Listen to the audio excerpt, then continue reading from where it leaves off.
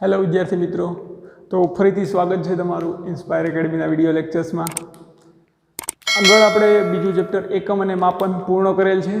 तो हवे त्रीजू चेप्टर है भौतिक विज्ञान भाग 1 धोरण 11 सुरेख पथ पर गति। आ चेप्टर 3 चेप्टर 3 सुरेख पथ पर गति। तो आ चेप्टर में आपणे पदार्थ गति करे छे, पदार्थ गति में है कि नहीं, गति में है तो ते केटली झड़पथी गति करे छे, ते सरेराश झड़प केटली हशे, ते केटलुं स्थानांतर करे छे तथा तेनो वेग केटलो हशे तेनो अभ्यास करीशुं। आगळ सापेक्ष वेग अथवा तो अचल प्रवेगनो अभ्यास करीशुं अने अचल प्रवेगी गतिना समीकरणो तारववाना छे। आ चेप्टर में आपणे एटलो अभ्यास करीशुं। मुक्त पतन कोई पदार्थ करे छे तो अहींयाथी मार्कर ने मुक्त पतन करावुं, अहींयाथी कोईपण जातनो वेग आपी आवीने एमने छोड़ी दो तो मुक्त पतन करशे। तो मुक्त पतन करशे तो केटला वेगथी नीचे आवशे, नीचे पहोंचता त्यारे केटलो वेग हशे तथा नीचे पहोंचे त्यारे केटलो समय लागशे। आ बधा ज प्रकारना जे व्यावहारिक આપણે જે એક્ઝામ્પલ જોઈએ છીએ એ બધા જ કોયડાઓનો ઉકેલ મેળવવા માટે આ ચેપ્ટર ભણવું અગત્યનું છે। સુરેખ પથ પર ગતિ। આ ચેપ્ટરમાં સૌપ્રથમ આપણે ગતિ એટલે શું ખ્યાલ મેળવીએ તો કોઈ પદાર્થ ગતિ કરે છે કે નહીં તે ક્યારે નક્કી કરી શકીએ। ગતિ આપણે ક્યારે નક્કી કરી શકીએ કે કોઈ પદાર્થ ગતિમાં છે તો કે કોઈ અન્ય વસ્તુની સાપેક્ષમાં, એટલે કે અન્ય વસ્તુની સાપેક્ષમાં ધારો કે માર્કર ગતિ કરે છે કે નહીં એ ચેક કરવું છે તો હું અહીંયા સ્થિર ઊભો રહું તો અહીંયા જમીનની સાપેક્ષમાં હું જમીન સ્થિર છે તો સ્થિર જે જમીન સ્થિર છે તો હું પણ તેના પર સ્થિર રહીશ, એટલે કે મારી સાપેક્ષમાં માર્કરનું સ્થાન બદલાય છે। સમય જેમ પસાર થાય છે તેમ માર્કરનું સ્થાન બદલાય છે। તો સમયની સાથે કોઈ પદાર્થ કોઈ અન્ય પદાર્થની સાપેક્ષે તેનું સ્થાન બદલે તો તે પદાર્થ અન્ય પદાર્થની સાપેક્ષે ગતિમાં છે તેમ કહેવાય। ઉદાહરણ જોઈએ આપણે। દાખલા તરીકે અહીંયા કોઈ વૃક્ષ છે, વૃક્ષ ઉપર કોઈ આપણે વાંદરો જ લઈ લઈએ। વાંદરો બેઠો છે, આ એની પૂંછડી, આ હાથ પગ બંને આવી ગયું। હવે આ વાંદરાની સાપેક્ષે વાંદરો તો ત્યાં સ્થિર છે, વૃક્ષ પણ સ્થિર છે। અહીંયાથી એક કાર ઊભી છે એની બાજુમાં, ઓડી ઊભી રાખી દઈએ આપણે કે ત્યાં વૃક્ષ નીચે એક 4 બંગડીવાળી ગાડી ઓડી ઊભી છે। તો ઓડી કાર અથવા તો આ કાર, વાંદરો ત્યાંથી જોઈએ છે કાર સ્થિર છે તો વાંદરાને એ લાગે છે કે કાર વાંદરાની સાપેક્ષે કારનું સ્થાન બદલાતું નથી। વાંદરો ત્યાંથી જુએ છે, સમય જેમ જેમ પસાર થાય છે છતાં પણ કાર બંધ છે, એટલે કે કાર ત્યાં સ્થિર છે તો વાંદરાની સાપેક્ષે સમય સાથે કારનું સ્થાન બદલાતું નથી। પરંતુ હવે વીરા વિરલ આમાં આવે અને ઓડી સ્ટાર્ટ કરે તો ઓડી ચાલુ થવાની શરૂ થઈ જાય, ગતિ કરે આ દિશામાં, કોઈ પણ દિશામાં ગતિ કરે, દિશા ડઝન્ટ મેટર। આ રીતે ગતિ કરે ગાડી તો વાંદરાને શું દેખાય છે? વાંદરો સ્થિર છે। વાંદરાની સાપેક્ષમાં જેમ જેમ સમય પસાર થાય છે તેમ આ ગાડી તેનું સ્થાન અહીંયા હતું, હવે 2 સેકન્ડ પછી અહીંયા પહોંચે, 5 સેકન્ડ પછી અહીંયા પહોંચે, આ 2 સેકન્ડ t બરાબર 0 સમયે, ત્યારબાદ t બરાબર એટલે કે t એટલે કે સમય 2 સેકન્ડ બાદ અહીંયા પહોંચે છે, t બરાબર 5 સેકન્ડે અહીંયા પહોંચે છે। તો વાંદરાની સાપેક્ષે આ ગાડીનું સ્થાન બદલાય છે। તો આપણે કહી શકીએ વાંદરાની સાપેક્ષે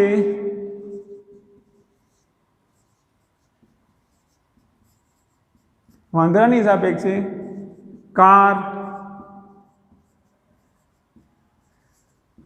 ગતિમાં છે, એટલે કે ગતિ એ સાપેક્ષ ખ્યાલ છે। હવે સાપેક્ષ ખ્યાલ કેમ છે તે આપણે જોઈએ કે ગતિ સાપેક્ષ ખ્યાલ કેમ છે। આપણે એટલું નક્કી કરી શકીએ કે જ્યારે કોઈ પદાર્થ અન્ય પદાર્થની સાપેક્ષે તેનું સ્થાન બદલતો હોય, સમય સાથે સ્થાન બદલતો હોય તો તે પદાર્થ અન્ય પદાર્થની સાપેક્ષે ગતિમાં છે તેમ કહેવાય। અન્ય એક એક્ઝામ્પલ જોઈએ। આ જ ટૂંકમાં આ જ ઉદાહરણમાં અહીંયા વીરા વિરલ બેઠા છે તો એ તો કારમાં સ્થિર છે અંદર, એને એમ લાગે છે કે કારની સાથે એ પણ ગતિ કરે છે એટલે તેને કાર સ્થિર દેખાય છે। તે અંદરથી કારને જોઈ છે તેને કાર આમ ગતિમાં નહીં દેખાય, કારણ કે વીરા વિરલભાઈ કારમાં અંદર બેઠા છે તો એના માટે કારમાં અંદર બેઠા છે ભાઈ આ ભાઈને કાર સ્થિર લાગશે કારણ કે કારમાં અંદર બેઠા છે, એને એમ લાગશે કાર ચાલે છે પણ હું તો કાર મારા માટે જે કાર ઉપર બેઠા છે, કારની અંદર બેઠા છે એટલે કાર સ્થિર લાગશે. અને આ ભાઈ જોઈ છે તો એને આ વાંદરો t બરાબર 0 સમય અહીંયા દેખાય છે, t બરાબર 2 સેકન્ડે વાંદરો એને આ તરફ દેખાય છે, આ ભાઈની સાપેક્ષે. આ જ ઉદાહરણમાં અંદર જે ભાઈ બેઠો છે વીરાની સાપેક્ષમાં એને વાંદરો આ તરફ ગતિ કરશે. તો ત્યારે આપણે એમ કહીશું કે કારની સાપેક્ષે વાંદરો ગતિમાં છે. ખરેખર આપણે જો બારોબારથી જોઈએ, આ બંનેને બારોબાર ઊભીને જોઈએ આપણે તો આપણે ખબર પડશે કે વાંદરો સ્થિર છે, એની સાપેક્ષે કાર ગતિ કરે છે. પરંતુ જો કારમાં અંદર બેસીને જોઈએ તો આપણને એમ દેખાય છે કે વાંદરો આ ઉપરની દિશામાં ગતિ કરે છે, તો એના માટે વાંદરો ગતિમાં છે.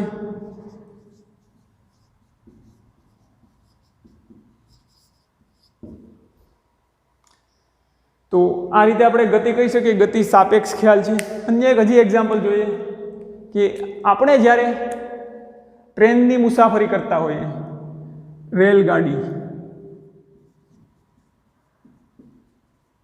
રેલગાડીમાં આ રેલગાડીનો ડબ્બો છે, આ રેલગાડીનું એન્જિન છે અને અહીંથી ધુવાળા નીકળે છે. ધારો કે હજી કોલસાની રેલગાડી છે, આગળ બીજા ડબ્બા છે. તો આ રેલગાડીમાં તમે મુસાફરી કરતા હોય ત્યારે આપણે બારીએ બેસીએ તો આપણને ગાડી અંદર જોઈએ, બારોબાર ન જોઈએ, આપણે અંદર જોઈએ તો આપણને અંદર જે બેઠો છે ભાઈ એને ગાડી અંદરનો ડબ્બો સ્થિર લાગે છે, એને એમ નથી લાગતો કે ગાડી આમ ગતિ કરે છે, એને સ્થિર લાગશે. આ ભાઈની સાપેક્ષે, આ ભાઈને આપણે એ કહી દઈએ તો એની સાપેક્ષે ગાડી સ્થિર છે. આટલું ક્લિયર? હવે આ ભાઈ ગાડીની બારી ખોલી અને બારોબારના વૃક્ષ જુએ. ધારો કે અહીંયા કોઈ વૃક્ષ છે, આ વૃક્ષ, તો એને વૃક્ષ આ દિશામાં ગતિ કરતા લાગશે. ગાડી આ દિશામાં ચાલે છે તો એને વૃક્ષ આ દિશામાં વૃક્ષ ગતિ કરતા હોય એવું લાગશે. તો એની સાપેક્ષે આ ભાઈ એ બેઠો છે તો એની સાપેક્ષે વૃક્ષ ગતિમાં છે. હવે આ જ રીતે આ એની જગ્યાએ કોઈ ભાઈ અહીંયા બેઠો છે, વૃક્ષની નીચે કોઈ બી ભાઈ અહીંયા ઊભો છે, બી નામનો વ્યક્તિ. તો બીને શું દેખાશે? તો કે ગાડી ગતિમાં છે અને ગાડીની સાથે એ પણ ગતિમાં છે. તો બીની સાપેક્ષે પાછો એ ગતિમાં હશે, બીની સાપેક્ષે એ, કારણ કે બીની સાપેક્ષે સમય જેમ જેમ પસાર થાય છે તેમ આ એ ગાડી સાથેનું સ્થાન બદલે છે. તો બીની સાપેક્ષે એ ગતિમાં છે. પરંતુ ગાડીમાં જો કોઈ વ્યક્તિ અહીંયા ડ્રાઈવર આપણે જોઈએ તો ગાડીમાં જ અહીંયા એક વ્યક્તિ સી બેસાડી દઈએ, આ ભાઈ છે સી. તો સીને શું લાગશે જો એ ગાડીમાં જ બેઠો હોય તો સીની સાપેક્ષે એ સ્થિર લાગશે, કારણ કે સીની સાપેક્ષે એ એનું સ્થાન બદલતો નથી. તો સીને એવું લાગશે કે એ સ્થિર છે, પરંતુ બીને એમ લાગે છે સીની સાપેક્ષે એ સ્થિર છે. સ્થિર છે એનો મતલબ ગતિમાં નથી. તો સીને એવું લાગશે કે એ સ્થિર છે, બીને એમ લાગશે એ ગતિમાં છે. તો એ તો એની ગતિ ચાલુ રાખે છે, છતાં પણ અલગ અલગ સ્થાનેથી આપણે અવલોકન કરીએ છીએ તો તેની ગતિ આપણને સ્થિર લાગે છે અથવા તેને ગતિના પ્રકારમાં અથવા ગતિમાં છે કે નહીં તેનું આપણને અવલોકન અલગ અલગ મળી શકે. એટલે આપણે કહી શકીએ કે જે જગ્યાએથી આપણે અવલોકન કરીએ છીએ એની સાપેક્ષમાં આપણે કહી શકીએ કે અન્ય પદાર્થ ગતિમાં છે કે નહીં. તેથી આપણે અંતે એવું તારણ કાઢી શકીએ કે ગતિ એ કેવો ખ્યાલ છે મિત્રો? ગતિ એ સાપેક્ષ ખ્યાલ છે.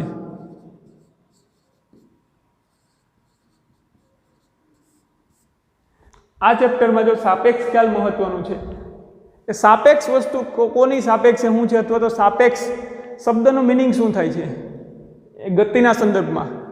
તો આપણે આ ગતિનું બેઝિક આપણે પ્રસ્તાવના જાય કે ગતિમાં કોઈ પદાર્થ છે કે નહીં કઈ રીતે નક્કી કરી શકીએ. હવે આના ઉદાહરણો જોવાય તો ગતિમાં છે કે નહીં તેના ઉદાહરણો. તો અત્યારે મારો હાથ ગતિમાં છે, માખી મચ્છર કશું પણ ઉડતું હોય કરતું મચ્છર હેલિકોપ્ટર લઈને આવે તો તે પણ ગતિમાં છે. આપણી પૃથ્વી આપણો સૂર્ય આગળના ચેપ્ટરમાં જોયું સૂર્યની આસપાસ પૃથ્વી ફરે છે. તો સૂર્યને આપણે અશક્ય વસ્તુ છે કે સૂર્ય ઉપર જઈને અવલોકન કરીએ, પણ એવું ધારીએ કે સૂર્ય ઉપરથી કોઈ ભાઈ અવલોકન કરે તો એને શું લાગશે? પૃથ્વી ગતિમાં છે. પૃથ્વી ઉપરથી આપણે જોઈએ તો એમ લાગે સૂર્ય ગતિમાં છે, કારણ કે પૃથ્વી ઉપર ઊભા રહીએ ત્યારે સમય સાથે સૂર્યનું સ્થાન બદલાય છે. પૃથ્વી ઉપરથી સૂર્ય ગતિમાં લાગે, પૃથ્વીની સાપેક્ષે સૂર્ય ગતિ કરે, સૂર્ય ગતિમાં છે તેવું લાગે. હવે આપણે પૃથ્વી ઉપર છોડી જતા રહીએ, પૃથ્વી ઉપરથી જઈ અહીંયા આપણી પૃથ્વી છે ને અહીંયા આપણે ચંદ્ર ઉપર જતા રહીએ, ચાંદામામાં ત્યાં જતા રહીએ તો ત્યાંથી આપણને પૃથ્વી ઉગતી અને આથમતી દેખાય, એટલે ત્યાં આપણે પૃથ્વી સમય સાથે તેનું સ્થાન બદલે. તો ચંદ્ર ઉપરથી જોઈએ તો ચંદ્રની સાપેક્ષે, ચંદ્ર પરથી અવલોકન કરવામાં આવે તો ચંદ્રની સાપેક્ષે પૃથ્વી ગતિમાં છે. અન્ય આપણે ઉદાહરણ જોઈએ તો કે આપણું મકાન ગતિમાં છે કે નહીં, આપણે જ્યાં ઊભા છે એ ગતિમાં છે કે નહીં. આની ઉપરથી તમને આઈડિયા આવશે મિત્રો કે હાલ આપણે અહીંયા ઊભા રહીને જોઈએ તો આપણે ગતિમાં નથી, પરંતુ પૃથ્વીથી બારોબાર જઈએ અને આપણે આ મકાનનું અવલોકન કરીએ, આ બિલ્ડિંગનું અથવા આપણે જ્યાં રહીએ છીએ ત્યાંનું, તો એ આપણને ગતિમાં લાગશે, કારણ કે પૃથ્વી સતત એક તો ધરીભ્રમણ પણ કરતી હોય અને સૂર્યની આસપાસ પરિભ્રમણ પણ કરતી હોય.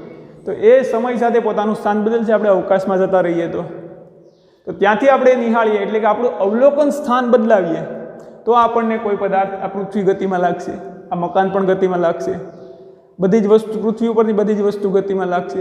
પરંતુ પૃથ્વી ઉપર પાછા આવી જઈએ તો ત્યાંથી આપણે નિહાળીએ તો મકાન સ્થિર છે ભાઈ. આ રીતે ગતિ સાપેક્ષ ખ્યાલ છે. આ સૂર્ય પણ પાછો આકાશગંગાની આસપાસ ગતિ કરતી હોય છે અને વૈજ્ઞાનિકોના મત મુજબ આપણે એવું પણ જાણીએ છીએ કે સમગ્ર બ્રહ્માંડ સતત વિસ્તરતું જાય છે, એટલે કે આકાશગંગાઓ જે ગેલેક્સીસ છે તે એકબીજાથી મિલ્કી વેઝ અથવા જે આખું તારામંડળ હોય છે ગેલેક્સીસ, એ બધું એકબીજાથી દૂર જતું જાય છે.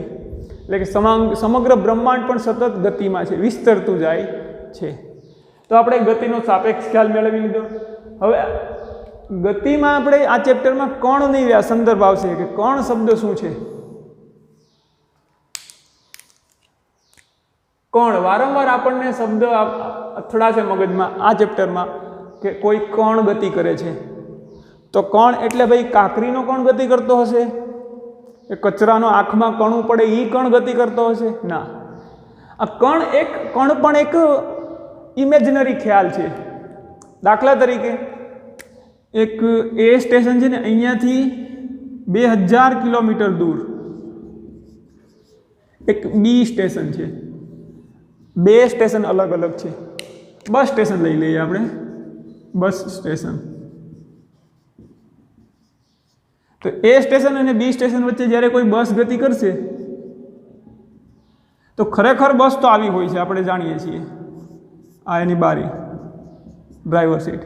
પરંતુ આ રસ્તાની સાપેક્ષમાં જેનો સમગ્ર ગતિપથ છે એથી બી 2000 કિલોમીટર, એની સાપેક્ષમાં બસ તો આપણને આ રસ્તાને આપણે આવડો દોરીએ 2 કિલોમીટર, તો બસ તો આપણને એક ટપકું જ દેખાય છે. તો આ ટપકું ખરેખર બસ મોટી હોય છે, પણ આ રસ્તાને જ્યારે આપણે ધ્યાનમાં લઈએ છીએ 2 કિલોમીટરના પથને, ત્યારે બસ તો એની સામે આ બસ આખી ટપકું જ દેખાય છે. એટલે કે ત્યારે આ રસ્તા માટે આપણે બસને કણ તરીકે લેવાનો થશે, એક બિંદુવત કણ તરીકે લેવાનો છે. એવી જ રીતે આપણે સંકલ્પના જોઈએ કણની, તો પૃથ્વીથી આપણને આ પૃથ્વીથી મંગળ ગ્રહ અથવા શુક્ર ગ્રહ જે દેખાય છે, સવારમાં આપણે શુક્ર ગ્રહ જોઈ શકીએ છીએ.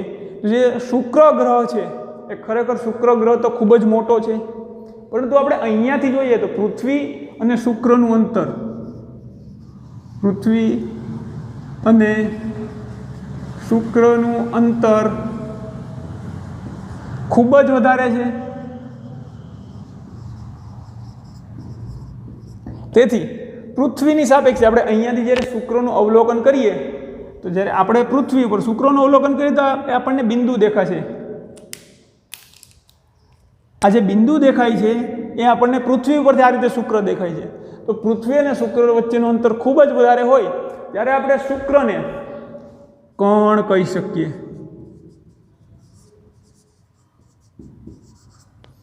તો મિત્રો આ રીતે તમને હવે કોણ અને સાપેક્ષ ગતિનો ખ્યાલ આવી ગયો હોય તો તમે આ રીતે અન્ય એક્ઝામ્પલ પણ જોઈ શકો કે કોણના વિવિધ ઉદાહરણો ક્યાં છે.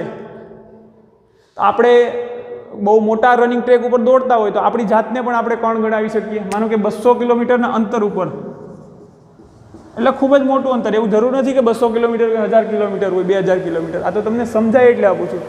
ખૂબ જ મોટા રસ્તા પર કોઈ સાયકલ સવાર તેની સાયકલ ચલાવતો હોય તો આ રસ્તા પર એ સાયકલ સવારને પણ શું કહીશું? કોણ. કારણ કે જે રસ્તા પર જે એનો ગતિપથ છે તેની સાપેક્ષમાં આ ભાઈનું પરિમાણ, જે સાયકલ સવારનું પરિમાણ ખૂબ જ નાનું છે, તો એને આપણે કોણ તરીકે લઈ શકીએ. હવે અહીંયાથી 5 કિલોમીટર દૂર જતા રહીએ અને કોઈ વ્યક્તિને આપણે નિહાળીએ તો આપણને બિંદુ લાગે, તો આપણી સાપેક્ષે એ વ્યક્તિને પણ આપણે કોણ તરીકે લઈ શકીએ. પછી એ વસ્તુ ખાસ નોંધીએ કે નાના એવા અંતર માટે કોણ ન લઈ શકીએ. દાખલા તરીકે આપણું આ ટેબલ છે અને આની ઉપર કોઈ ભાઈ ટેનિસનો બોલ ટપ્પી ખવડાવીને કેચ રમે છે બોલને, તો ટેબલની સાપેક્ષમાં દડાને કોણ ન લઈ શકીએ. કારણ કે આ ટેબલના પરિમાણમાં, ટેબલની સાપેક્ષમાં જે ટેનિસ બોલ હોય છે તેનું પરિમાણ ખૂબ જ વધુ હોય છે. તો કે ટેબલ આવડું હોય છે ને આવડો મોટો બોલ હોય છે, તો એ ટેબલના સાપેક્ષમાં આપણને બોલને કોણ તરીકે ના લઈ શકીએ. કોઈ પણ પદાર્થનું આપણે સ્થાન નક્કી કરવું હોય તો એ સ્થાન આપણે કઈ રીતે નક્કી કરી શકીએ? તો કે અન્ય પદાર્થની સાપેક્ષમાં. આપણે પૃથ્વીનું સ્થાન નક્કી કરવું હોય તો કે સૂર્યથી આટલી દૂર છે, તો સૂર્યને આપણે સૂર્યની સાપેક્ષે કહી શકીએ. મારાથી કેમેરો કેટલો દૂર છે, અથવા જે કેમેરાનું સ્થાન નક્કી કરવું હોય તો કે આ બોર્ડથી આટલો દૂર છે, તો કેમેરાનું સ્થાન આ બોર્ડની સાપેક્ષમાં આટલો. એમ કહું રૂમમાં છે તો રૂમમાં તો આખા રૂમમાં ક્યાંય પણ હોઈ શકે, પણ આ બોર્ડથી આટલો દૂર અને આ બાજુની દિવાલથી આટલા મીટર દૂર, તો આપણે કેમેરાનું ચોક્કસ સ્થાન નક્કી કરી શકીએ. ધોરણ 10માં આપણે 9 અને 10માં યામ ભૂમિતિ શીખી ગયા છીએ કે યામ ભૂમિતિ ખરેખર શું છે.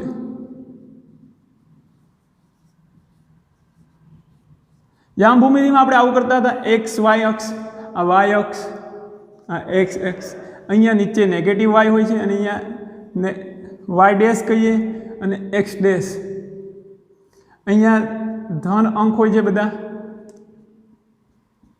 અહીંયા ઋણ અંક હોય છે, -3, -2, -1, -1, -2, 1 2 3 4 5 3 4. તો આપણે વ્યવહારમાં તો કહી શકીએ કે ભાઈ કોડીનાર છે તો એ ઉનાથી 40 કિલોમીટર દૂર છે, અથવા તો ઉના છે એ કોડીનારથી 40 કિલોમીટર દૂર છે, તો આપણે ઉનાનું સ્થાન નક્કી કરી દીધું છે. પરંતુ જે ભૌતિક વિજ્ઞાનમાં આપણે કણની વાત કરતા હોઈએ ત્યારે કણનું સ્થાન નક્કી કરવા માટે આપણે આ યામ ભૂમિતિનો ઉપયોગ કરીશું.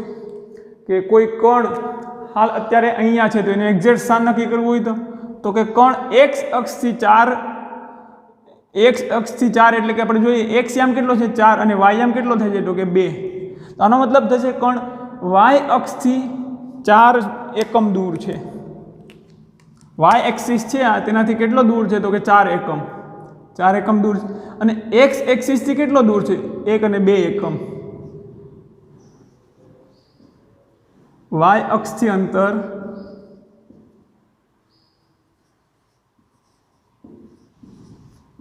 અને 2 એક્સ અક્ષથી અંતર.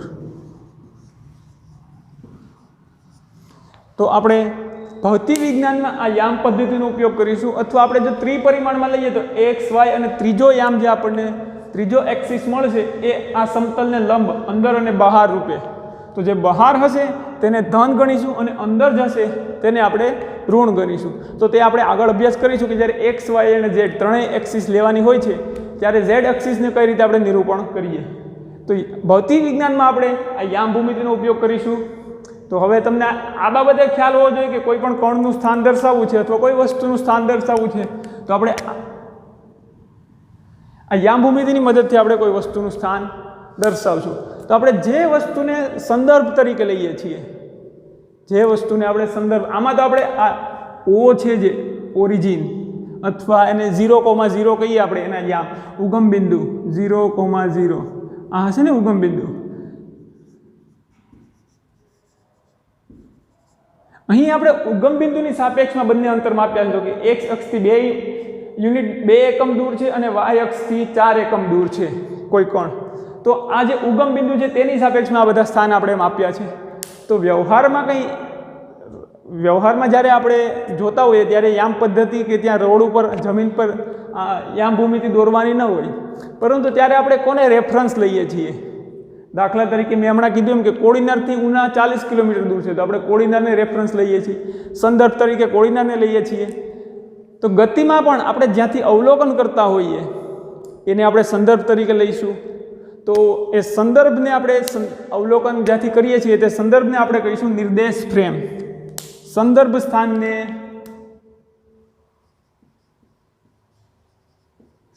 સ્થાનને આપણે કહીશું, ખાસ શબ્દ છે, સંદર્ભ સ્થાનને કહીશું આપણે નિર્દેશ ફ્રેમ.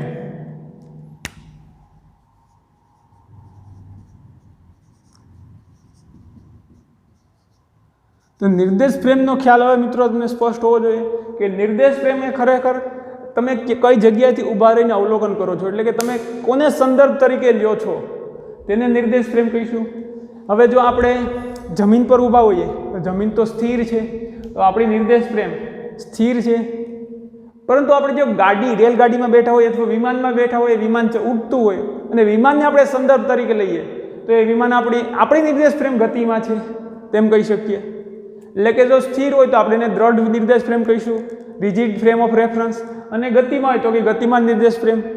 આટલી વસ્તુ ક્લિયર થઈ ગઈ મિત્રો. નિર્દેશ ફ્રેમ કોને કહીશું? તો કે આપણે કોને સંદર્ભ તરીકે લઈએ છીએ, જે વસ્તુને સંદર્ભ તરીકે લઈએ છીએ, જ્યાંથી અવલોકન કરીએ છીએ તેને આપણે નિર્દેશ ફ્રેમ કહીશું. ગતિ મિત્રો આપણે જાણીએ છીએ કે કોઈ પણ પ્રકારની સુરેખ ગતિ હોઈ શકે, વર્તુળાકાર ગતિ હોઈ શકે, આડી અવળી કોઈ પણ પ્રકારે ગતિ થઈ શકે છે. કોઈ પણ કોણ સુરેખ ગતિ કરે, વર્તુળાકાર ગતિ કરે અથવા ઝિગઝેગ મોશનમાં અસ્તવ્યસ્ત ગતિ કરે. તો આ ચેપ્ટર માટે આપણે સુરેખ પથ પર ગતિનો અભ્યાસ કરીશું.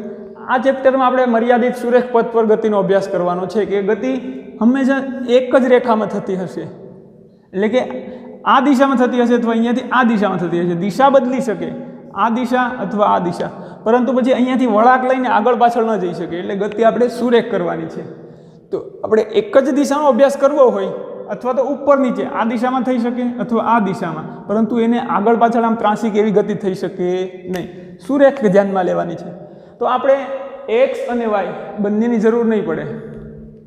એ ગતિ દર્શાવવા માટે આપણે એક્સ અક્ષને પણ નિર્દેશ તરીકે લઈ શકીએ. ખાલી કે એક્સ અક્ષ કોઈ કણ શરૂઆતમાં ઓ સ્થાન પર છે અને આપણે 0 લઈએ તો એક્સ અક્ષમાં આપણે જાણીએ છીએ મિત્રો કે જમણી બાજુ ધન હશે, ડાબી બાજુ ઋણ સંખ્યા દર્શાવશે.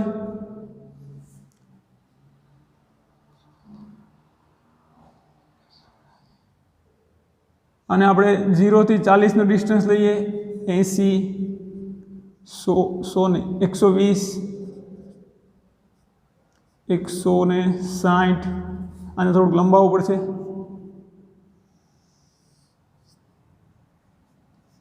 200, 240, 280, 320, 360. ને આ દિશામાં જોઈએ તો -40, -80, -120, -160 એ રીતે. તો આ દિશાને આપણે ધન લઈએ અને આ દિશાને આપણે ઋણ લઈએ.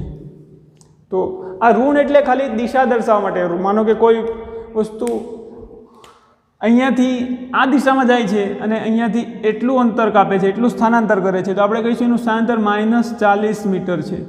એનો મતલબ કે સ્થાનાંતર ઋણ છે, એનો મતલબ આ ઋણ છે, આ દિશાને આપણે ધન લીધી છે, તો એ સ્થાનાંતર એની વિરુદ્ધ દિશામાં એટલે કે આ દિશામાં થયું છે. આ ધન અને ઋણનો ખાલી એટલું જ મહત્વ છે કે એ દિશા દર્શાવે છે. તો હવે આપણે કોઈ વસ્તુનું સંદર્ભ સ્થાન નિર્દેશ ફ્રેમ જોઈ લીધા બાદ આપણે જો સ્થાન નક્કી કરવું છે કોઈ વસ્તુનું, તો કોઈ વસ્તુનું સ્થાન નક્કી કરવા માટે જો સુરેખ ગતિ ન હોય તો આપણે દ્વિપરિમાણમાં ગતિ થતી હોય આડી અવળી, તો આપણે XY બંને ધ્યાનમાં લેત અને આ રીતે વસ્તુનું સ્થાન નક્કી કરત. પરંતુ એક જ પરિમાણમાં છે. ધોરણ 9માં તમે શીખી ગયા હશો કે કોઈ બિંદુને એક પરિમાણમાં નિરૂપણ કઈ રીતે કરવું. તો વાય એક્સ લઈએ અથવા આપણે એક્સ એક્સિસ લઈએ, કોઈ પણ ચાલે. આપણે અહીંયા એક્સ એક્સિસ લીધી છે, તો કોઈ પણ બિંદુનું પરિમાણ આપણે એક પરિમાણમાં નિરૂપણ કરવું છે કોઈ બિંદુનું, તો આપણે એક જ એક્સિસને ધ્યાનમાં લઈશું, બે એક્સિસને ધ્યાનમાં નહીં લઈએ. હવે ધારો કે કોઈ t બરાબર 0 સમયે શરૂઆતમાં કોઈ પદાર્થ O બિંદુ પર છે, આને આપણે O કહીએ. અહીંયા નીચે લખી દઈએ આપણે ધન, અહીંયા થશે ઋણ. ધારો કે t બરાબર 0 સમયે પદાર્થ O ઉપર છે. હવે એ કંઈક ગતિ કરી અને અહીંયા P પર આવે છે. ધારો કે અહીંયા Q બિંદુ આપણે લઈએ, Q પર આવે છે, તો પદાર્થના સ્થાન શરૂઆતમાં t બરાબર t સમયે, એટલે કે t આ તો સમય દર્શાવે, જ્યારે સમય 0 હતો ત્યારે પદાર્થ O પર હતો. હવે આપણે આ ચેપ્ટરનો સુરેખ પથ પર ગતિમાં ધ્યાનમાં લઈશું. ગતિ તો કોઈ પણ જાતની હોઈ શકે, દ્વિપરિમાણમાં પણ હોઈ શકે, ત્રિપરિમાણમાં પણ હોઈ શકે ગતિ, પરંતુ આપણે અહીં સુરેખ પથ પર ગતિ ધ્યાનમાં લેવાની છે, એટલે આપણે એમ જ ધ્યાન લઈશું કે કણ આ એક રેખા પર જ ગતિ કરે છે, આડી અવળી ગતિ કરતો નથી. તો t બરાબર એટલે કે જ્યારે સમય 0 હતો ત્યારે પદાર્થનું સ્થાન ઉદ્ગમ બિંદુ પર હતું. હવે જ્યારે સમય બરાબર કંઈક t સમય થાય છે, એટલે કે અમુક સેકન્ડ અથવા મિનિટ, આપણે કોઈ પણ યુનિટ લઈ શકીએ, ત્યારે કણ O થી સ્થાનાંતર O થી ગતિ કરી અને Q પર પહોંચે છે. જ્યારે Q પર પહોંચે છે ત્યારે આપણે કણનું સ્થાન દર્શાવવું હોય તો કે કણ 200, આને આપણે મીટરમાં લઈએ, આ બધા મીટર, બધા જ યુનિટને આપણે મીટરમાં કન્સિડર કરીએ. તો કણ O થી 240 મીટર દૂર, કણનું સ્થાન અત્યારે Q પર પહોંચે છે, તો કણ O થી 240 મીટર દૂર છે. આપણે Q પર હોય ત્યારે તેનું સ્થાન કઈ છે, Q પર હોય ત્યારે એનું સ્થાન કઈ છે, તો કે O થી 240 મીટર દૂર, એટલે કે O થી 240 મીટર દૂર છે, પણ કઈ તરફ, તો કે જમણી બાજુ. દિશા મહત્વની છે મિત્રો. O થી 240 મીટર દૂર જમણી બાજુ છે. હવે કણ O ને બદલે અહીંયા R ઉપર પહોંચે, કણ Q ને બદલે અહીં R ઉપર, Q પર ગતિ કરવાને બદલે R ગતિ કરીને R સુધી પહોંચે, તો આપણે શું કહી શકીએ, તો કે R પર હોય ત્યારે તેનું સ્થાન O થી 120 મીટર દૂર ડાબી બાજુ. તો આ રીતે આપણે કણનું સ્થાન નક્કી કરી શકીએ. સ્થાનનો અભ્યાસ કર્યા બાદ આપણે હવે જોઈએ પથ લંબાઈ શું છે અને સ્થાનાંતર શું છે. પથ લંબાઈમાં શું છે આપણે જોઈએ. એક શબ્દ છે પથ લંબાઈ.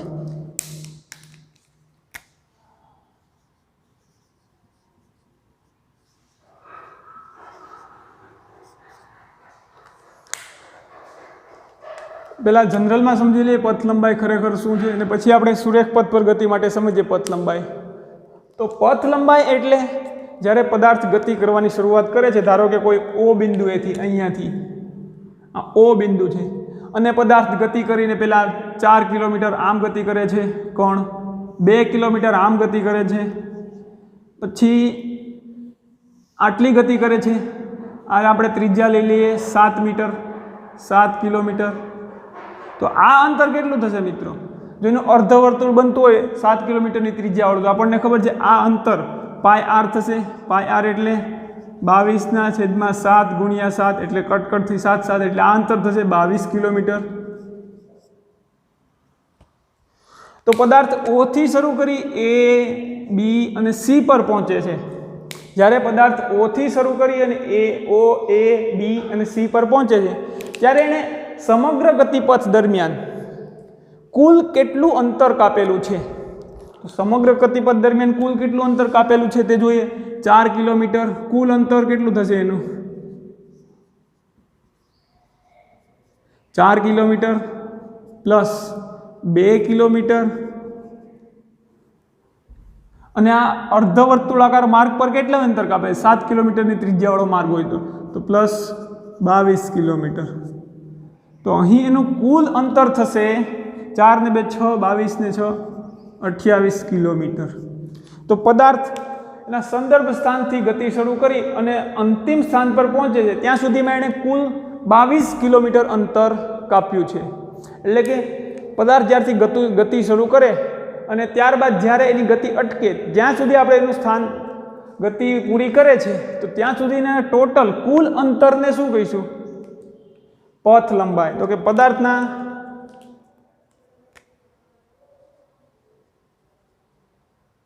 ગતિપથની કુલ અંતરને, પદાર્થના ગતિપથના કુલ અંતરને પથ લંબાઈ કહે છે।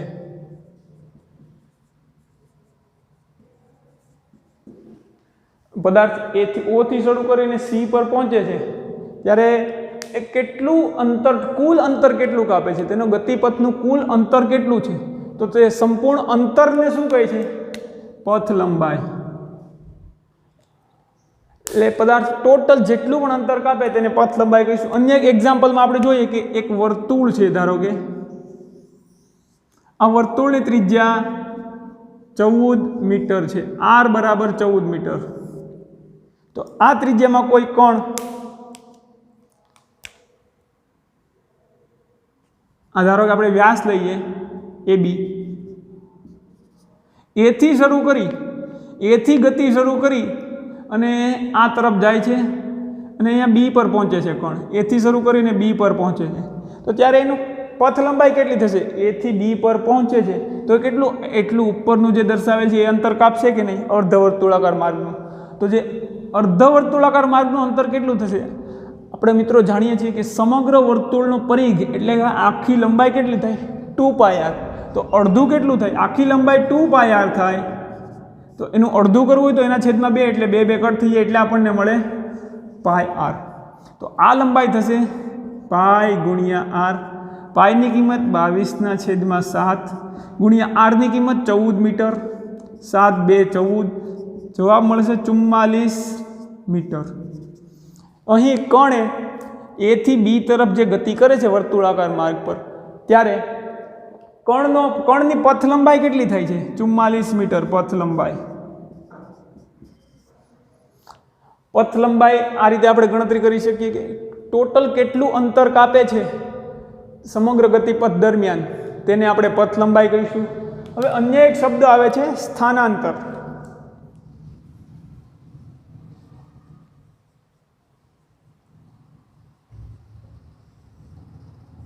મિત્રો સ્થાનાંતર શું છે?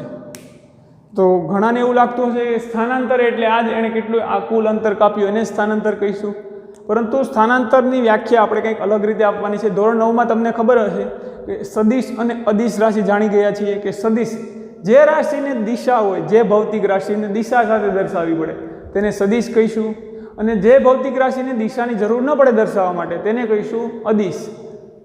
તો આપણે સ્થાનાંતર જોઈએ પછી સદિશ અદિશનો ખ્યાલ તમને આપું થોડો ઘણો કે સ્થાનાંતરની વ્યાખ્યા એ રીતે થશે કે પદાર્થના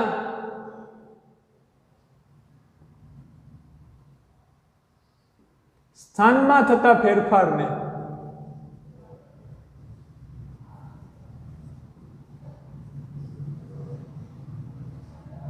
સ્થાનાંતર કહે છે।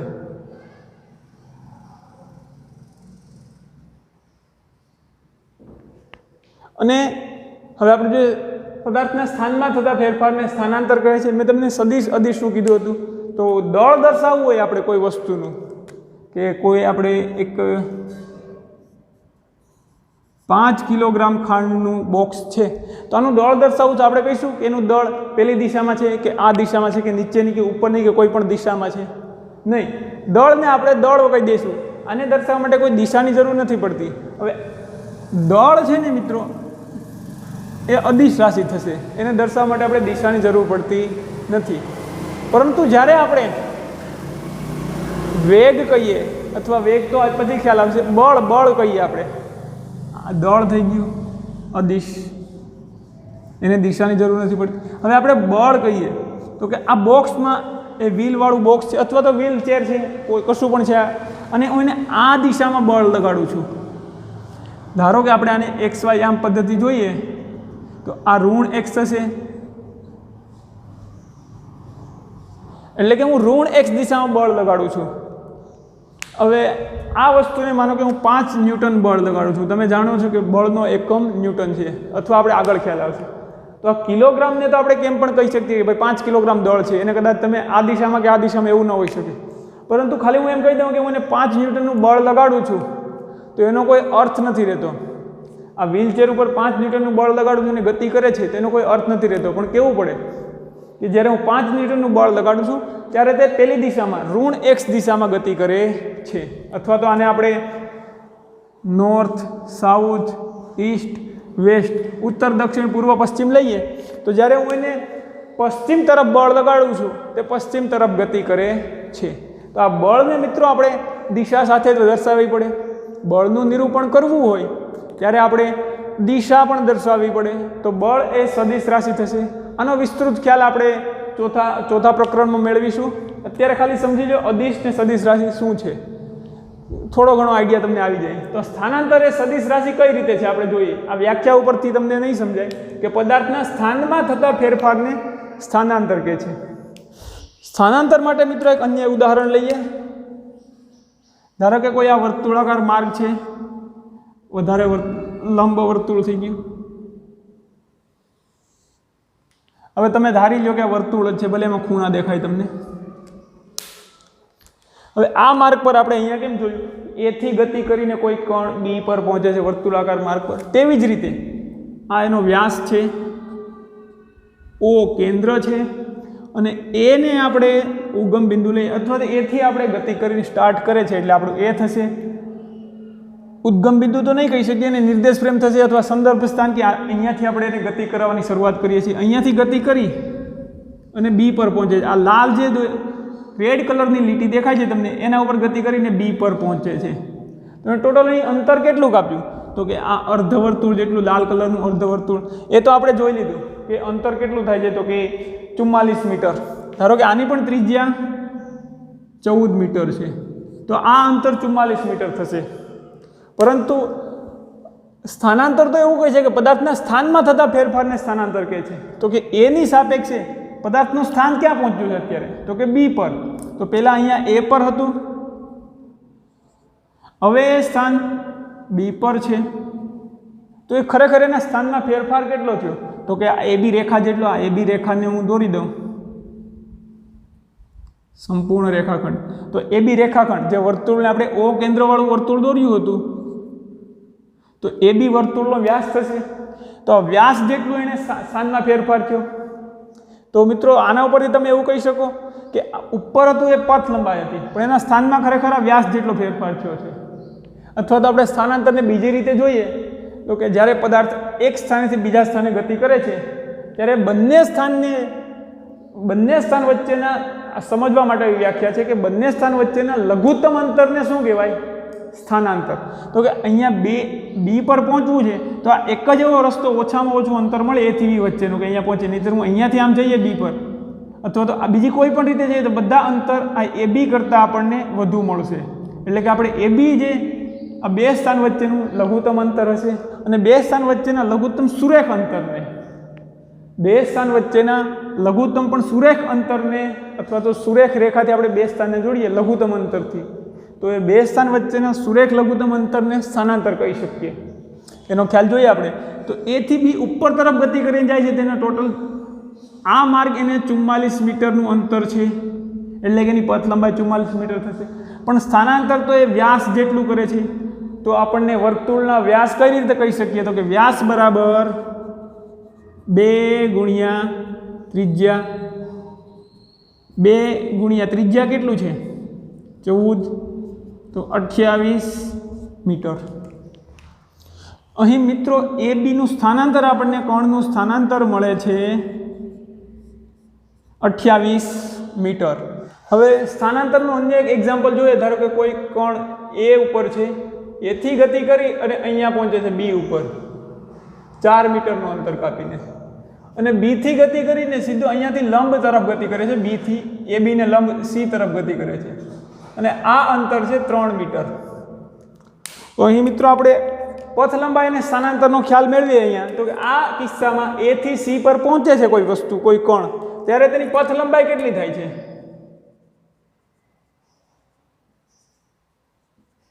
તો પથ લંબાઈ આપણે સમજી શકીએ છીએ કે પથ લંબાઈની વ્યાખ્યા છે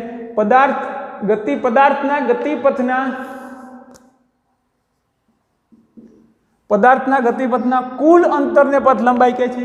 તો અહીં પદાર્થ A થી B ને B થી C પર પહોંચે તો કુલ ગતિપથ કેટલો થશે? પથ લંબાઈ એટલે કુલ ગતિપથ એટલે પેલા AB અંતર, પછી BC અંતર। AB કેટલું છે? 4 મીટર વત્તા BC 3 મીટર, ટોટલ થશે 7 મીટર। તો તેની પથ લંબાઈ આપણને 7 મીટર મળે છે। પરંતુ એ જ કિસ્સામાં કણ A થી C પર પહોંચે છે, કણ A થી B જઈને C પર પહોંચે છે, ત્યારે તેનું સ્થાનાંતર કેટલું થશે? એ જ કિસ્સાને આપણે સ્થાનાંતર જોઈએ છીએ તો સ્થાનાંતરની વ્યાખ્યા શું છે? તો કે પદાર્થના સ્થાનમાં થતા ફેરફારને સ્થાનાંતર કહે છે। તો કે સ્થાનમાં કેટલો ફેરફાર થયો? તો કે A થી C જેટલો, અથવા બીજી વ્યાખ્યા મેં કીધી તો કે પદાર્થના પ્રારંભિક અને અંતિમ સ્થાન વચ્ચેના લઘુત્તમ અંતરને પદાર્થનું સ્થાનાંતર કહે છે। તો A થી C પર પહોંચવું લઘુત્તમ અંતર આ જ થશે આપણું મિત્ર, આ જે ડોટેડ રેડ કલરની લાઈન દર્શાવેલી છે એ। તો અહીંયા AC શું થશે? એનું સ્થાનાંતર। હવે આ ખૂણો 90 ડિગ્રી છે, આ 4 મીટર છે, આ 3 મીટર છે। તો આપણે પાયથાગોરસના પ્રમેય પરથી પણ મેળવી શકીએ કે 3નો વર્ગ 9 વત્તા 4નો વર્ગ 16, વર્ગમૂળ 9 વત્તા 16 એટલે 25, તેનું વર્ગમૂળ કરીએ એટલે 5। તો AC ની કિંમત કેટલી મળે? 5 મીટર। આપણે જાણીએ AC પાયથાગોરસના પ્રમેય પરથી અથવા પાયથાગોરસની ત્રિપુટીનો પણ ખ્યાલ છે કે બે બાજુ જો એકબીજા સાથે 90 ડિગ્રીના ખૂણે હોય અને તેમની લંબાઈ 3 મીટર અથવા 3 એકમ અને 4 એકમ હોય તો તેમને જોડતા કર્ણની લંબાઈ 5 એકમ થવાની છે। તો આપણે અહીં AC ની લંબાઈ મેળવી શકીએ। AC નો વર્ગ બરાબર પાયથાગોરસનું સૂત્ર છે AB નો વર્ગ વત્તા BC નો વર્ગ। AB નો વર્ગ એટલે 4 નો વર્ગ વત્તા 9 નો વર્ગ, સોરી 3 નો વર્ગ, 4 નો વર્ગ 16 વત્તા 9 એટલે 25। AC નો વર્ગ બરાબર આપણને 25 મળે છે।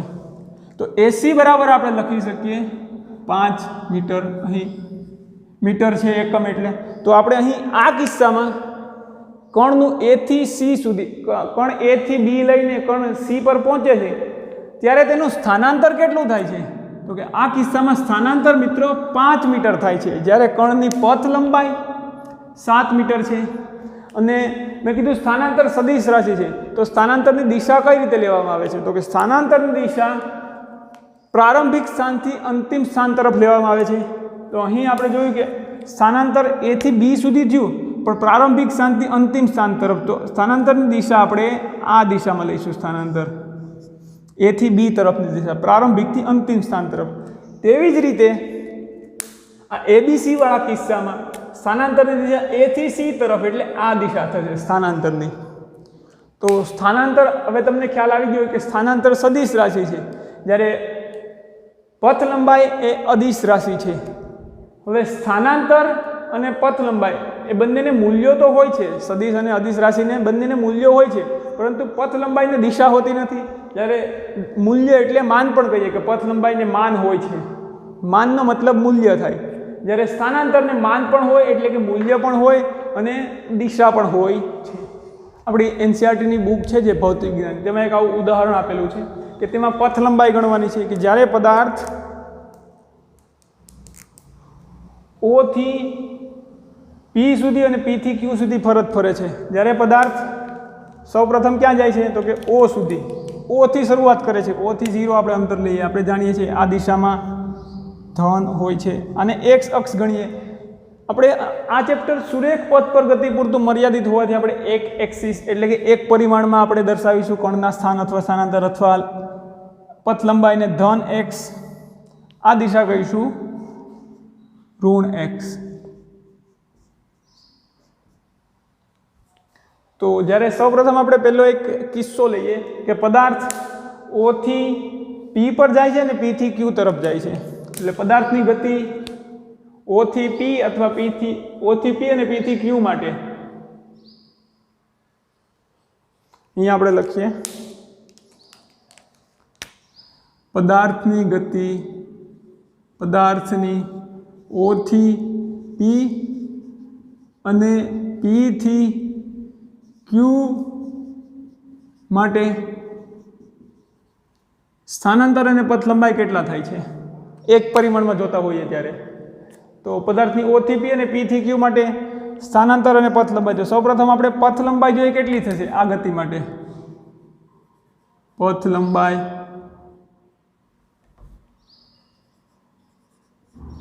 લંબાઈ થશે સૌપ્રથમ પદાર્થ ઓ થી પી સુધી પહોંચે છે. આ બધા અંતર મીટરમાં છે, બધા જ અંતર મીટરમાં છે.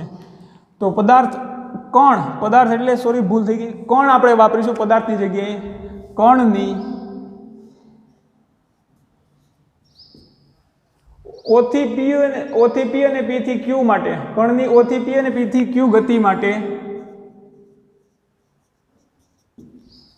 તો સૌપ્રથમ કણ ઓ થી પી તરફ ગતિ કરે છે તે કેટલું અંતર થાય છે ઓ થી લઈને પી સુધી 360 મીટર. તો એની પથ લંબાઈ એટલે પથ લંબાઈનું સૂત્ર આપણે જાણીએ છીએ. પથ લંબાઈનો ખ્યાલ કે પદાર્થે તેના ગતિપથ દરમિયાન કાપેલા કુલ અંતરને પથ લંબાઈ કહે છે. તો પથ લંબાઈ કેટલી થશે ઓ થી પી અને પી થી ક્યુ દરમિયાનની ગતિ માટે? તો કે ઓ થી પહેલા પી સુધી આવે છે એટલે ઓપી પ્લસ પી થી ક્યાં જાય છે પી થી ક્યુ સુધી જાય છે એટલે પી થી ક્યુ એટલે પી ક્યુ.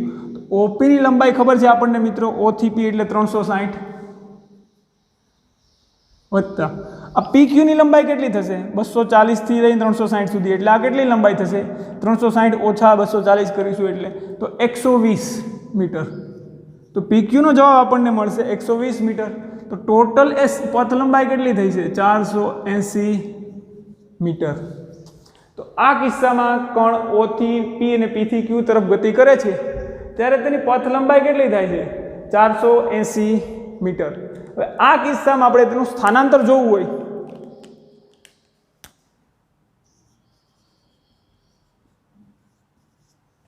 તો સ્થાનાંતરની વ્યાખ્યા, સ્થાનાંતરને આપણે અંતરને અત્યારે x માં છે એટલે આપણે સ્થાનાંતર ડેલ્ટા x, આ ડેલ્ટા છે ને જે શબ્દ ત્રિકોણ જેવો હોય છે ડેલ્ટા x એ ગ્રીક ભાષાનો શબ્દ છે. ડેલ્ટા ગ્રીક શબ્દ. આ ડેલ્ટાનો મતલબ થાય છે ફેરફાર. જ્યારે કોઈ રૂપિયામાં ફેરફાર થતો હોય તો ડેલ્ટા રૂપીસ આપણે લખી શકીએ. આ તો તમને સમજાવવા માટે કે રૂપિયામાં થતો ફેરફાર ડેલ્ટા રૂપીસ. એ રીતે કણના સ્થાનમાં થતો ફેરફાર આપણે x અક્ષમાં લીધું છે એટલે સ્થાન x દર્શાવશે. તો કે સ્થાનમાં થતો ફેરફાર શું થશે ડેલ્ટા x. તો હવે આપણે જોઈએ કે સ્થાનમાં કેટલો ફેરફાર થાય છે. તો કે પદાર્થનું સ્થાનાંતરનું વ્યાખ્યા છે કે પદાર્થના પ્રારંભિક અને અંતિમ સ્થાન વચ્ચેનું સુરેખ અંતર અથવા લઘુત્તમ અંતર, અથવા આપણે વ્યાખ્યા જોઈ હતી કે પદાર્થના સ્થાનમાં થતા ફેરફારને પદાર્થનું સ્થાનાંતર કહે છે. તો અહીં ઓ થી પી તરફ જાય છે અને પી થી ક્યુ તરફ આવે છે પદાર્થ, એટલે પ્રારંભિક સ્થાન ઓ છે, પ્રારંભિક સ્થાન, અને અંતિમ સ્થાન આ છે ક્યુ. તો આપણે તો પ્રારંભિક અને અંતિમ સ્થાન વચ્ચેના સુરેખ અંતરને જ આપણે સ્થાનાંતર કહીશું. તો પ્રારંભિક સ્થાન અને અંતિમ સ્થાન બંને છે. તો આપણે એક સામાન્ય સૂત્ર લખીએ એક પરિમાણમાં ગતિ માટે, તો કે ડેલ્ટા x, જો પદાર્થ x1 એનું પ્રારંભિક સ્થાન x1 હોય અને અંતિમ સ્થાન x2 હોય, દાખલા તરીકે પ્રારંભિક સ્થાન આપણે x1 લઈએ અને અંતિમ સ્થાન x2 હોય એક પરિમાણમાં, તો આપણને ડેલ્ટા x એના સ્થાનમાં થતો ફેરફાર સ્થાનાંતર કેટલો થશે ઓકે x2 માઇનસ x1. અંતિમ સ્થાન આ યાદ રાખીશું, અંતિમ સ્થાન ઓછા પ્રારંભિક સ્થાન. પદાર્થનું સ્થાનાંતર માપવા માટેનું આ સૂત્ર યાદ રાખીશું, ડેલ્ટા x બરાબર અંતિમ સ્થાન ઓછા પ્રારંભિક સ્થાન. અને તેની દિશા કઈ હશે તો કે પ્રારંભિક સ્થાનથી અંતિમ સ્થાન તરફ. અહીં ઓ થી પી થી લઈને ક્યુ એટલું સ્થાનાંતર થાય છે. પ્રારંભિક સ્થાનથી લઈને અંતિમ સ્થાન ક્યુ તરફની દિશા, એટલે સ્થાનાંતરની દિશા ઓ થી ક્યુ તરફની આ દિશામાં થશે સ્થાનાંતર. અને સ્થાનાંતરનું મૂલ્ય જોઈએ તો ઓ થી ક્યુનું અંતર કેટલું થાય છે, ઓ થી ક્યુ વચ્ચેનું અંતર 240 મીટર. તો કે x2 કેટલો છે અહીંયા 240 મીટર ઓછા x1 કેટલો મળે છે આપણને 0, એટલે જવાબ આવશે 240 મીટર। તો O થી P અને P થી Q તરફ કણ ગતિ કરે છે એક પરિમાણમાં આપણે જોઈએ છે ત્યારે, તો પદાર્થનું સેમ ગતિ માટે ગતિપથ એ જ છે, એના માટે આપણને કણની પથ લંબાઈ અલગ મળે છે અને સ્થાનાંતર પણ અલગ મળે છે। પથ લંબાઈ હંમેશા સ્થાનાંતર કરતાં મોટી હશે અથવા સ્થાનાંતર જેટલી હોઈ શકે, પરંતુ પથ લંબાઈ ક્યારે પણ સ્થાનાંતર કરતાં ઓછી ન હોઈ શકે। તેનું ઉદાહરણ જોઈએ કે કોઈ કણ સુરેખ માર્ગ પર A થી B તરફ ગતિ કરે છે અને આ બંને વચ્ચેનું અંતર 20 મીટર છે, A થી B વચ્ચેનું અંતર, અને આ તરફ ગતિ કરે છે અને AB સુરેખ છે, તો આ કિસ્સામાં AB નું કણ A થી B સુધીનું સ્થાનાંતર કેટલું થશે? 20 મીટર સ્થાનાંતર થશે અને પથ લંબાઈ પણ A થી B સુધી 20 મીટર થશે, બંને સેમ થશે।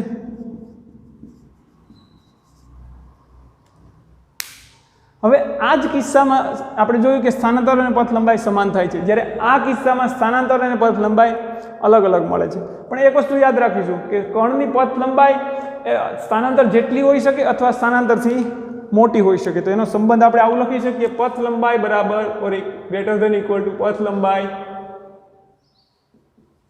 Is equal to or greater than સ્થાનાંતર।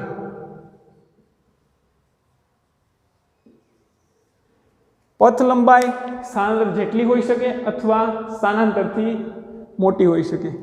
અને અન્ય એક વસ્તુ આમાં આ ઉદાહરણ દ્વારા આપણે સમજવાનું છે કે પથ લંબાઈનું મૂલ્ય હંમેશા ધન હશે। પથ લંબાઈ કેવી હશે? હંમેશા ધન, ક્યારેય પણ ઋણ નહીં હોય, આ યાદ રાખીશું ઘણી વખત।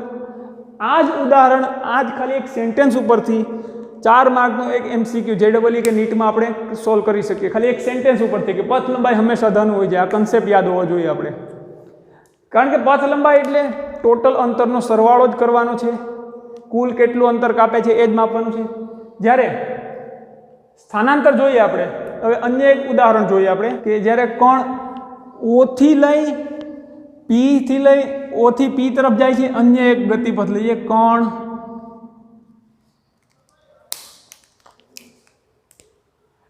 ગતિ કરે છે, કણ ગતિ કઈ રીતે કરે છે કે કણ O થી P સુધી જાય છે, P થી Q સુધી જાય છે અને Q થી R સુધી જાય છે। O થી P, P થી Q અને Q થી R સુધીની ગતિ માટે પથ લંબાઈ અને સ્થાનાંતર જોઈએ આપણે, તો સૌપ્રથમ એની પથ લંબાઈ જોઈએ।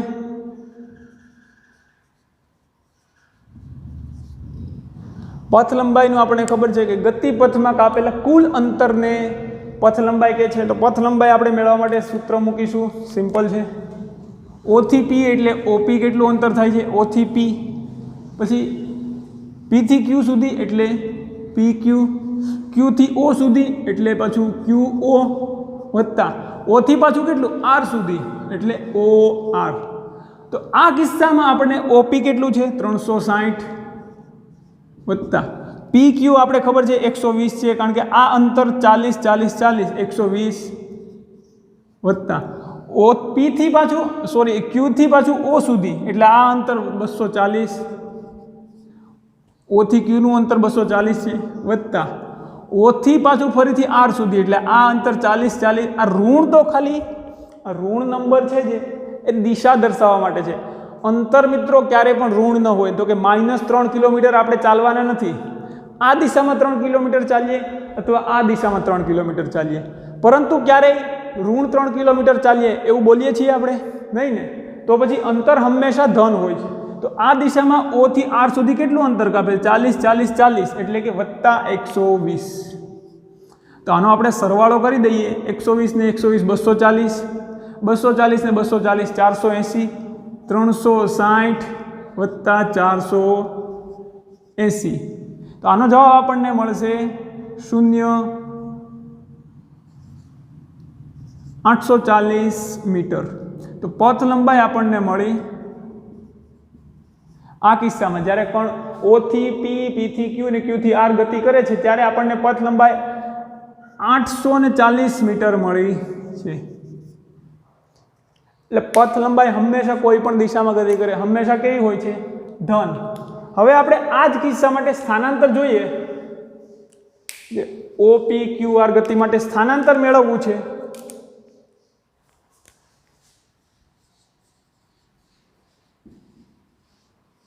તો સ્થાનાંતર એટલે શું છે? તો કે પદાર્થના પ્રારંભિક સ્થાન અને અંતિમ સ્થાનનો તફાવત, એટલે કે પ્રારંભિક સ્થાનની સાપેક્ષે અંતિમ સ્થાન અથવા તો અંતિમ સ્થાન અને પ્રારંભિક સ્થાનમાં કેટલું અંતર છે અને કઈ દિશામાં છે મહત્વનું છે.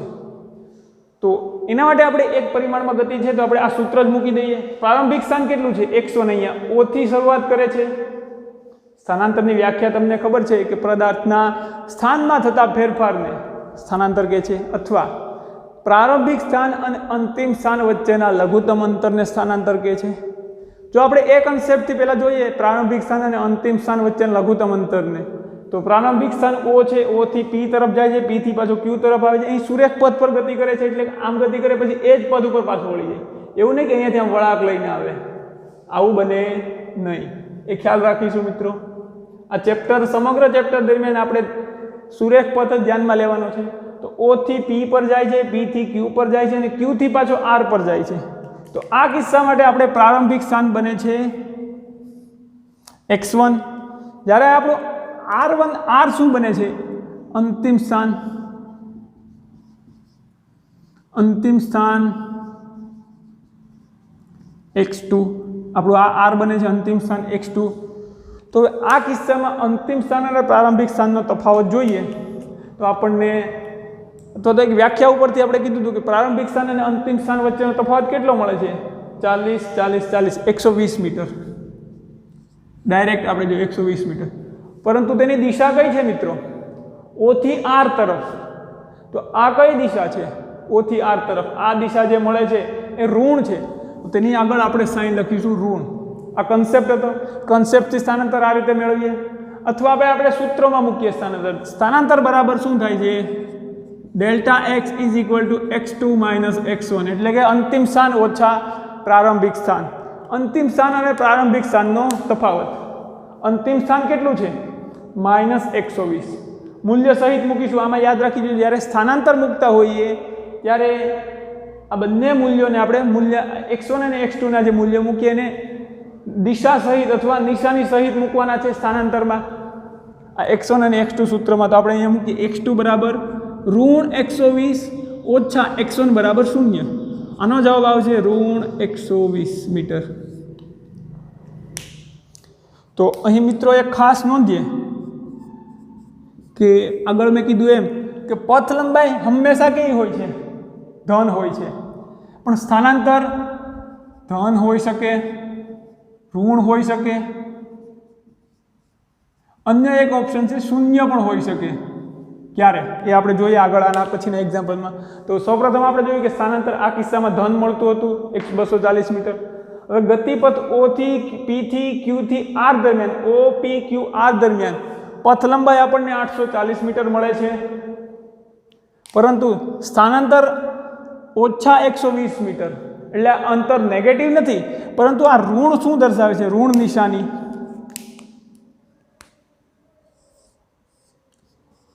દિશા સૂચવે છે.